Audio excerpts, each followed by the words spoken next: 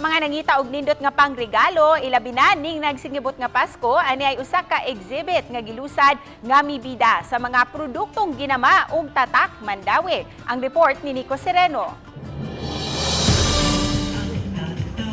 Lain-laing native ug mga homemade products. Ug syempre dili mawa ang mga pagkaon sama sa bingka ug masaryal nga tatak ug lumadyong Mandawihanon. Pipila lang kini sa mga gi-showcase sa tulo ka adlaw nga exhibit nga gibuksan karon sa may Mantawi Drive.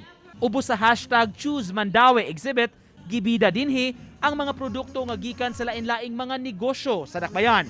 Gilusad ang kalihukan sa Mandawi Investment Promotions and Action Center o MIPAC aron matabangan ang mga nagnegosyo, labi na ang mga micro, small and medium enterprises. At the same time, we are also developing the so-called business incubators, wherein those people who have potential business ideas nga wala sila kibaw kung how to start.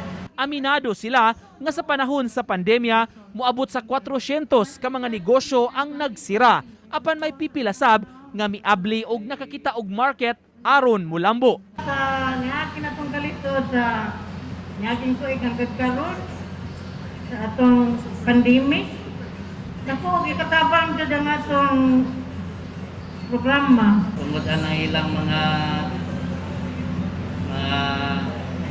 atong experience Mandawi, mga pan